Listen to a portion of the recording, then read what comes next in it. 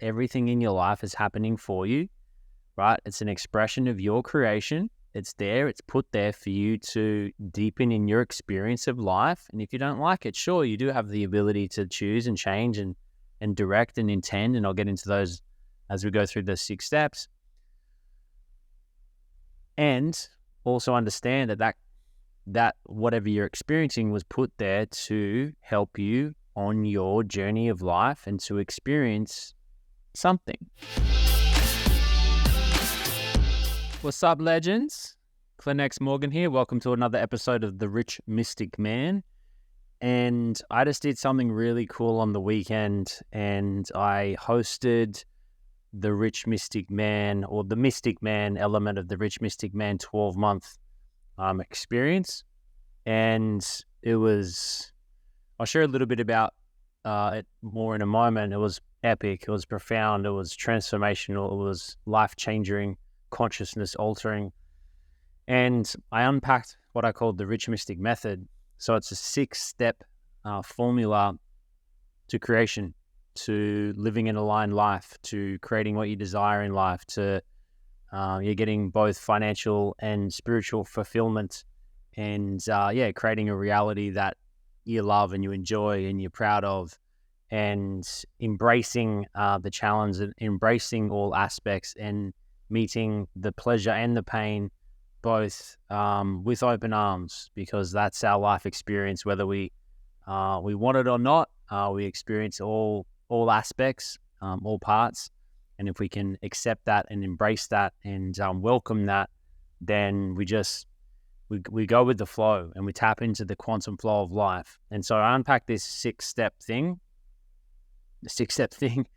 and I'm going to share it with you now. I can't go in depth because I literally shared it over 3 days. So it was hours and hours and hours of content, and I dove deep into all the 6 areas. There was stories, there was real life examples, there was Q&A, and so it was amazing. But I'll just sort of do like a bit of a brief overview now, but it'll still be profound. So tune in if you can, tune out of everything else. And if you're listening while you're driving and things like that, just see if you can just become super present with the transmission and the sharings and the teachings, because there's something that I've been applying for the last, learning them for the last 15 years and really applying them over the last probably 8 years to create a super successful business, create a movement that spans all around the world, to have completely transformed my reality in all areas, including my health. I feel younger than I did 15 years ago. I feel healthier. I've got more energy. I feel in tune with my body like I haven't before. My relationship with my wife's great. You know, it has its ups and downs, right? It has its challenges, and but overall we have a deep love and connection for each other, and so we have a fulfilling relationship. I have 3 amazing children. Challenging, same thing, ups and downs, but I have a beautiful relationship with all of them, and have a lot of time to be able to spend with them, and also have a super successful business that pays us financially free, so pays us whether we show up or not, and we do show up, and we do continue to serve, and so the business continues to grow, and so does our life, and life is very different now than what it was just 8 years ago. So these are some of the processes that I've used. Let me dive into them. Before, I'll give you a little bit of a backstory. So basically, when I had the call to work with men and do the Rich Mystic Man experience, so the first calling that I had was to do a 12-week experience with a 3-day retreat.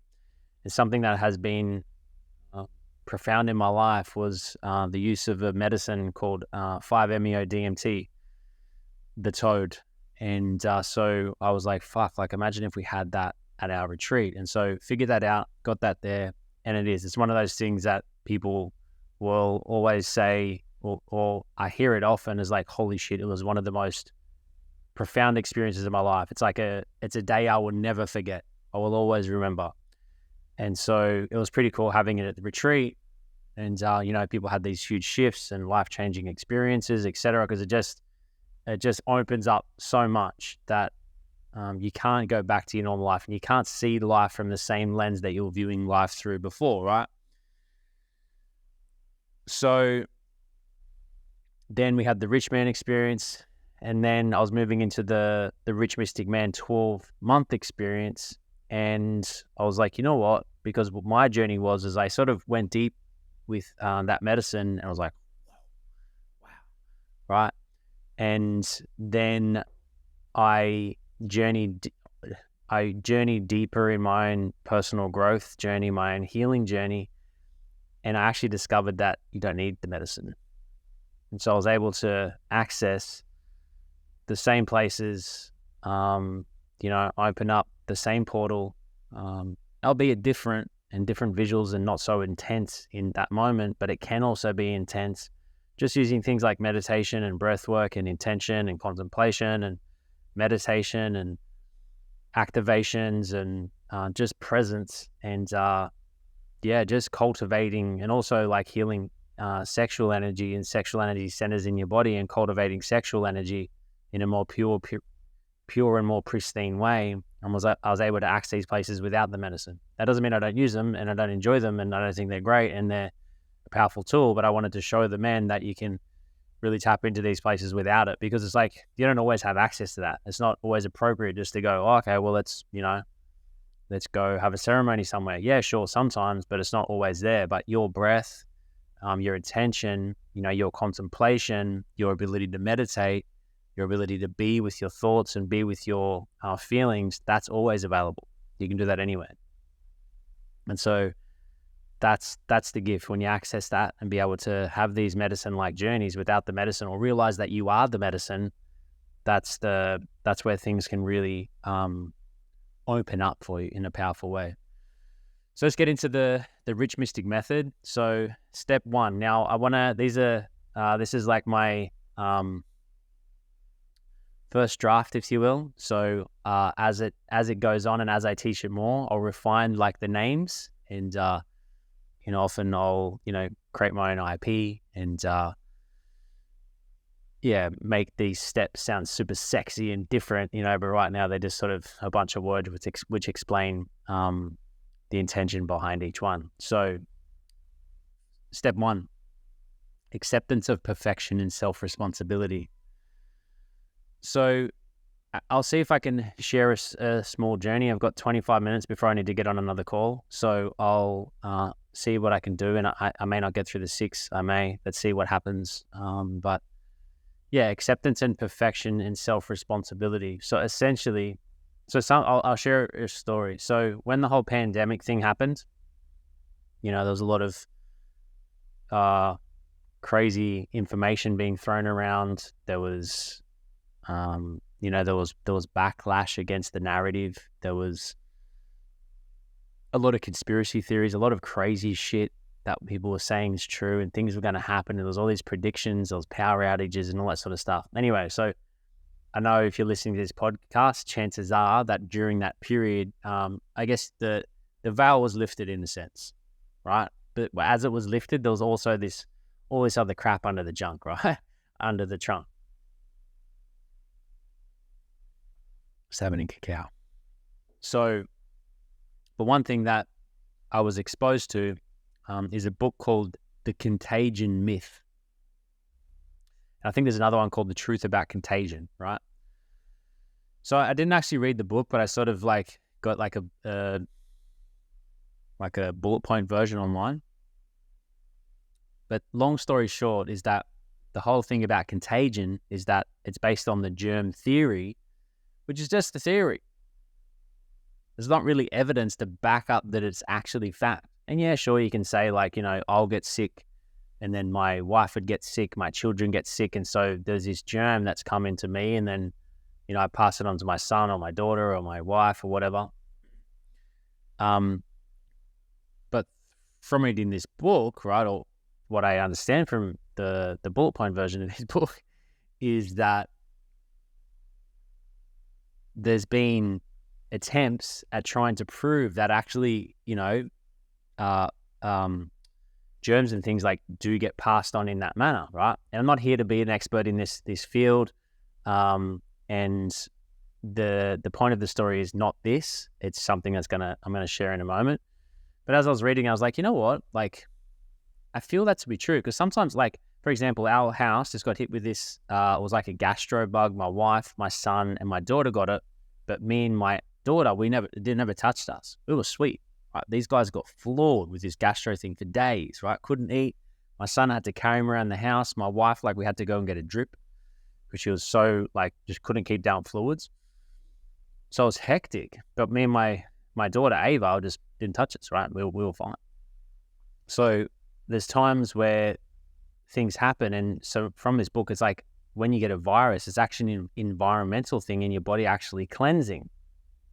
And so it's responding to something that's happened and something that's in your body, and it's allowing that the virus will help your body to cleanse and purify in a sense. And so as I started reading this, I was like, you know what? Like, I had noticed that when I do get sick, right, normally, like, I might be floored for a few days, but I might be like vomiting and coughing and stuff's coming out of my nostrils and snot and poo and all this sort of stuff. I'm like, essentially, that's got to be a good thing. Like, it's stuff I'm purging, because what I understand about healing and doing these medicine journeys is, like, purging is a good thing. Like, it's celebrating. You're not sick. You're getting well, right? When you're purging or you're vomiting or something like that. So I'm like, this stuff's coming out of my body. I'm coughing up out of my lungs, and, I'm pulling out of my gut and my intestines and all that sort of shit. I'm like, this makes sense. And I began to notice, like, when I had the dirty C, was like, afterwards, I felt incredible. At the time, I felt like death, right? But afterwards, I started to feel really good. So I was like, maybe this thing. And in the book, it says a war on a virus is a war on the evolution of humanity, because viruses help us evolve and expand. And I was like, holy shit. So I just started to adopt this. I was like, this feels better. This feels better to me. Like, this takes the power back. This is not me blaming my daughter. You hear people like, oh, bloody hell, Ava, it's my daughter's name. I got sick off you. It's like, what? You're blaming your daughter for you getting sick, right? Just because she got it first. Maybe she's the fucking leader. You know what I mean? She's leading the family through this upgrade, right? So it just took I began to took my responsibility back, right? And, I've tried, like, the whole washing hand things and staying away from people and that sort of stuff. And at the end of the day, you still get it. If you're going to get it, you're going to get it. No matter how many masks, how many vaccines, how many fucking, like, times you sanitize your fucking hands, you're still going to get it, right? You're still going to get something. You're still going to get some sort of illness, right? And so I was like, this really takes the power back and puts me in the driver's seat, right? Puts me in the power move. So I started to, like, embrace me getting sick and go, okay, this sucks. This is hard. Doesn't mean it's easy. Doesn't mean I love it, right? But I know that it's happening for me. And so I wanted to share that example because I think it's something that's really helped me along my journey. And just noticing where we blame and give our power away and put the blame on someone else or something else or the government or the elite or Bill Gates. Mate, he's been blamed for so much stuff lately. It's like, does he really affect your daily life? Like, can you take your power back on that one? Can there's this guy out there, maybe you don't agree with what he's doing, but does he really have such of a stronghold on your life, right? And so I took my power back. Am I always perfect? No. Sometimes I freak out. I find myself washing hands. Someone's coughing. I'm like, holy shit, I'm out, right? Because it's deeply wired, this whole germ theory thing. It's like, it's deeply programmed into humanity. And same thing, like something happens, I'll blame my wife or, I'll blame the government or I'll blame police or whatever it is, like something that's going down. The weather, of course, we all slip up. But as soon as you can catch it and realize that everything in your life is happening for you, right? It's an expression of your creation. It's there. It's put there for you to deepen in your experience of life. And if you don't like it, sure, you do have the ability to choose and change and direct and intend. And I'll get into those as we go through the 6 steps. And also understand that whatever you're experiencing was put there to help you on your journey of life and to experience something. And it could be pleasure, and it could be pain, or it could be somewhere in between. Once we start to accept our life for what it is and greet it with curiosity. Whoa, this is fascinating. So that's 1. 2, now, accepting the reality as it is, the perfection of creation. Know that everything that's happening is happening for a reason. It's part of our evolution. It's part of our growth. It's part of our life experience. This is on a big mass scale, world scale. This is in your life, on your daily scale. Step 2 is allowing yourself to tap into an alternate possibility or an alternate reality. And this one's called imagination, possibilities, and frequency. So if we can greet our life as the perfect expression of life, right? And we also say, listen, I think there can be a higher timeline and something different that we can create from this. Let's say, something unfolds in your life. You're like, for example, like you look in your bank, you got no money, right? Or you're down to $100. You're like, fuck, right? Now you can freak out and you can, point the finger at your wife or your husband or whoever, right? Or your boss because he's not paying you enough, right? Or we can take responsibility in that moment and accept, okay, cool, I got no money in this moment. Or my bank is reflecting me no money. This is interesting. It's interesting how this has happened. Now, what's a different possibility or a different reality that we want to dream up and imagine from here? Maybe a reality where you have lots of money in your bank account, or at least 10 grand, 20 grand, 100 grand, $1 million. So this is where we can begin to imagine. We use our imagination, and we all have idle time. And so one thing that I have played with and I play with often is the viewing a timeline. And if we look at past self and future self, right? If we look at our past self, I have this example of me being in, and I did this on another podcast and I shared this story, me being in Stockholm in Sweden 8 years ago, broke, living on a boat. So now, going back to Stockholm with a big team with 150 people from our team, big global business, financially free. And when I was there this time, getting paid a lot of money in one day into my bank account, and life being extremely different over those 8 years. And I can also predict, in a sense, and tune into where I'm going to be the next 8 years, or 8 days, or 8 months. I'm just using 8 years as an example. And by viewing the timeline and getting curious of like me looking back on my past, and also to tuning into my future version and looking back onto the present moment as my past, I can start to see how I've grown from here to get to here, and I can also see how I'd grow from here to get to there.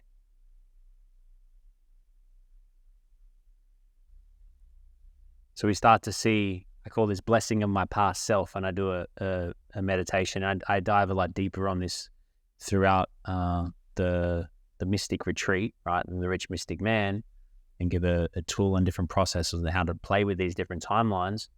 And it's a process essentially of visualization and imagination. Like imagination is the bedrock of creation, right? Because it's like everything that's created is started in someone's imagination first. Imagine it. Like right now we're building a retreat center, and I'm just imagining it. Every time I'm there, I'm seeing different parts. I'm like, oh, cool. And this might be a little thing. I'm like, holy shit, like this part here, we've got a deck out the front of this house. What if that back thing was like, concrete tiles and then this like retaining wall, and cut out the back, like, cut in the earth a little bit more. They create this epic backyard experience, move the water tank that's there now, put it up here so it creates more space in the backyard, create like a little, put like a sauna, a plunge pool, a spa, and, like a adults play area, Cool. I'm just imagining. I'm playing with imagining and tapping into possibilities. So people don't allow themselves to dream. Allow yourself to dream. Allow yourself to play. Allow yourself to just play, right? Play with creation. Like anything's possible. And so start to be aware of when you're imagining and when you're dreaming, the frequency you now hold. Is it elevating your frequency? Because this elevated a frequency is now you're tuning into this timeline and you're attracting possibilities, these frequencies, these people that are going to support you in this creation, right? And you're tuning into this field and you're playing in this, right? You're present in this reality, and it's a future version of yourself, and things are different, like how you see yourself, how you view yourself, how you're showing up, the strength that you hold, the courage that you hold. Like it's a deeply inner game when you're tuning in this, imagining your future self. It's like, it's not just what's being out here. It's like, yeah, you might have the Audi or the Ferrari or whatever car you want. That's cool, right? But who's the person you needed to become? How much confidence do you have? Like how much certainty do you have? How's your body? How's your health? Like when I tune into a future version of myself, like I'm even healthier. I have more vibrancy. I digest foods better. My eyes are clearer. My skin's clearer. I speak with more confidence. I have more courage to do the things that I want. I have more money to support me in the life that I want to live and the direction that I want to go. And so I'm tuning into this. I'm playing with this. I'm speaking this into existence. So that's 2. 3, step 3 is excitement, direction, and intention. So there's a formula to creation, and it's basically just tuning into what excites you most. And if we just tune into our heart, live from this place, your heart knows. And at the retreat, there was many stories shared from myself and others and the brothers that were there on how once you really start to tune into your heart and you have the courage to show up and take action in that direction and set intentions and tune into the intentions that want to come through your heart, right? Then your life will take a series of turns, plot twists, and take you on a wild adventure. But too often people get these nudges and these truths that are coming in through their heart, and they don't honor it. You don't honor it. And the more you can honor it, the more it'll lead you to like crazy synchronicities. And it's like the excitement and that feeling is like you're following like the breadcrumbs. It's like you see from the higher self. It's like your higher self knows the path. It's tuning in and giving the nudges through your heart. And so it seems on the outside that your life, like, man, some of the things I've done, like I moved to Sweden. I moved to Sweden with $600 that my mum gave me. That's all the money I had. When I was younger, I moved to Spain with 100 euros, right? Then I moved back to London with 100 pounds. But I was just new. My heart's like, I got to go. You got to go, Clint. Just go. And I just went and I backed myself, and everything always turns out great. Yeah, there's some challenges, some rocky times. When I was in Sweden, I had 10 days with no food. And it's also now, in hindsight, going back to this event, 8 years later, if I didn't have that experience, the event 8 years later would have been more meaningless, or wouldn't have held as such a profound meaning as it did. So I'm grateful that I went there in that first place, and I'm grateful that I went back there and trusted myself 8 years later, because it also made the first time that I went 8 years later even more powerful and profound. So life will give you these crazy challenges, these nudges that come in through your heart. It's excitement. And if you tune in, if you just do this simple process, let's say there's a pathway, you don't know whether to take door A or door B, close your eyes, tune into A, and just get a sense of like see yourself fully immersing in that, giving yourself everything that you want. Giving it your 100%. And you see yourself in that, and you would feel like some sort of feeling. If it's excitement and expansion and joy, and there could be some reservation, some nervousness, some hesitation, right? then that's a good sign, because you're stepping into the unknown. You're stepping into something that's uncomfortable. It's a path that's never been walked before, most likely, right? So it has that, oh, I'm excited, but it's freaking me out a little bit. That's a good sign. And then you tune into the other one and it's like, it just feels, maybe contracted and like, oh no, that doesn't feel good. Cool. Option A is the right option, or might be vice versa, right? So this is the way you can tune into what's the right thing for me, is the excitement in it. But too many people let money or time or what their partner thinks or what other people think of them stop them from doing that thing. Because if you tune into it, you're like, cool, there's option A, it's option B, right?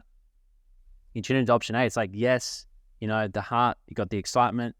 Oh, no, but it's going to cost me this amount. I don't have the money. I don't have the time. I don't know, right? You just, you get into logical on like a heart-led, path.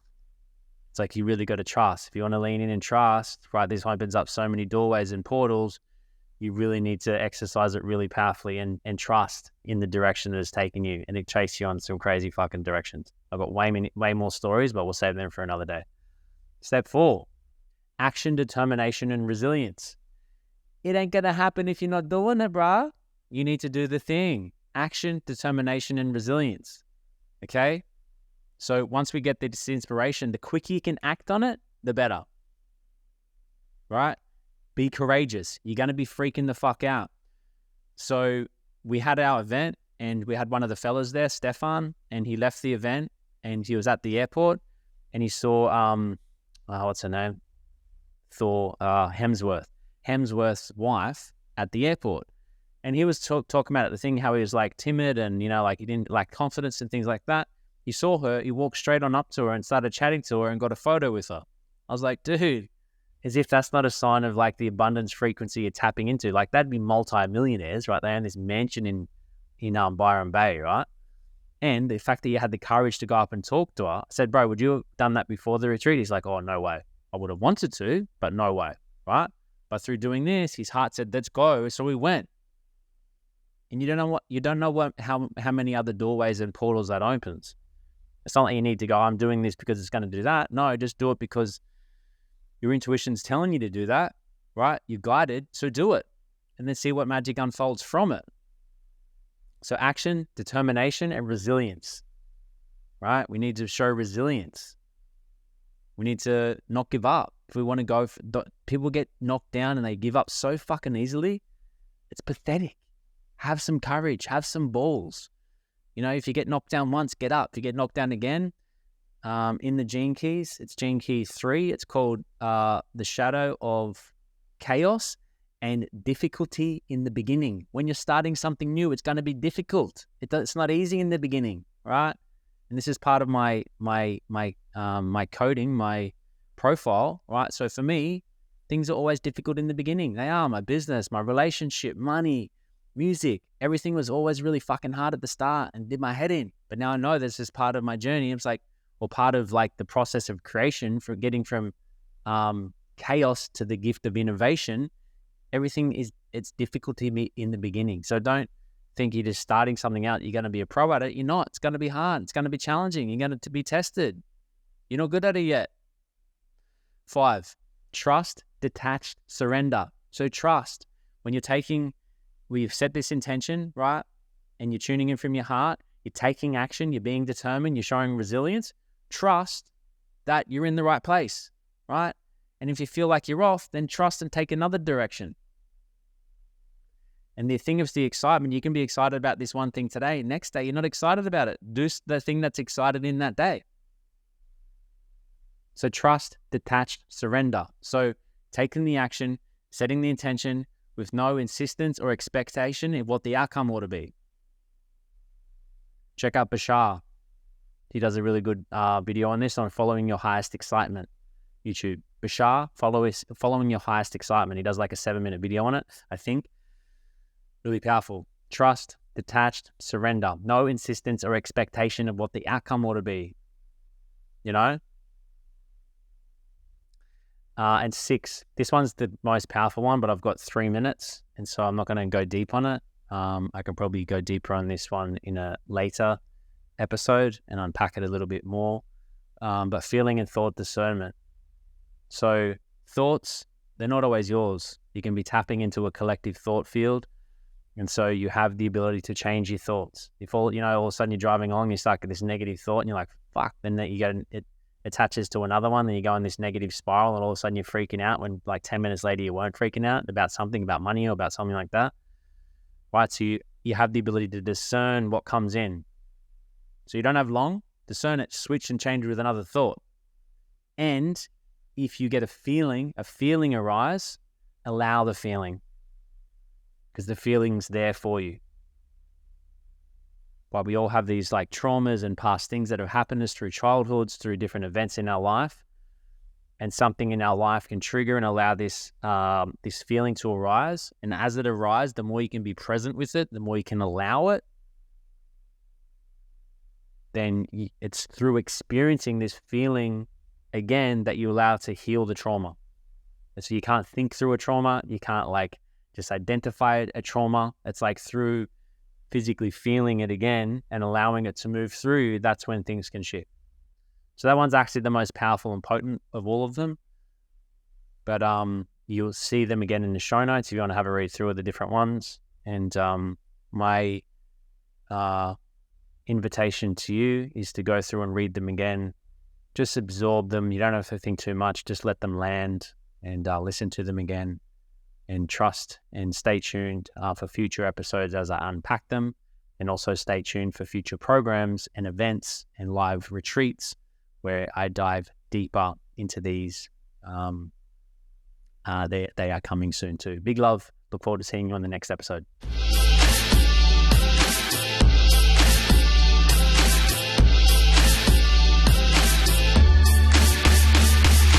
Sitting here watching the clock, I'm struggling, thinking of the bullshit that I've been juggling. Is there more to life than this? I'm thinking twice about the price I'm paying in this 9 to 5.